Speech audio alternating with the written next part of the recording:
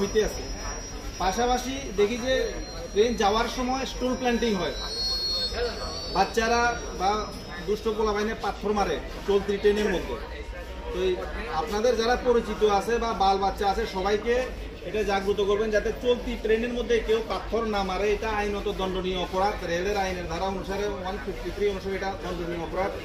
পাশাপাশি ACP alarm chain পুল, এটা বিনা কারণে অ্যালার্ম চেইন পুল করাও একটা আইনত দণ্ডনীয় অপরাধ। পাশাপাশি রেলওয়ে ট্র্যাকের মধ্যে দেখি বেশিরভাগ আমরা রান ওভার হয়, বাড়ির মধ্যে ছোটোখাটো ঝগড়া হইলে এসে সুসাইড করে। ওইগুলি যারা রেল লাইনের পাশে বাড়িঘর আছে তারা একটু অ্যালার্টে থাকবেন এবং সবাইকে জাগ্রত করবেন যাতে এরকম ধরনের ঘটনা থেকে বিরত থাকে। কারণ আমরা অনেক বারবার দেখতে আসি যে রেল লাইনের মধ্যে দিয়ে যাদের আশপাশে বাড়ি ছোটোখাটো ঘটনা হইলে গিয়ে ফট করে রান ওভার হয়, মানে সুসাইড করে রেলওয়ে ট্র্যাকের মধ্যে। পাশাপাশি ট্রেনের মধ্যে চলার সময় দেখি অনেকে দরজার মধ্যে আমরা বারবার বলা সত্ত্বেও ট্রেনের দরবাজাতে গিয়ে বসে।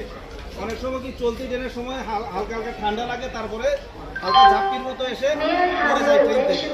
ট্রেনের দরজাতে বসাও বাথরুমের মধ্যে টয়লেটে স্মোকিং করে ডিটেক্টর ওইটাকে ক্যাচ করে নেবে, ট্রেন খারাপ হয়ে যাবে।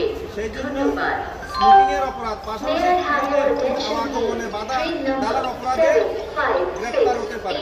সেই জন্য এটা থেকে বিরত থাকবে। সবাইকে বলবেন যাতে এই জিনিসগুলো ফলো করে যাতে এরকম কাজ থেকে বিরত থাকে। সবাইকে একত্র হওয়ার জন্য বহুত বহুত ধন্যবাদ।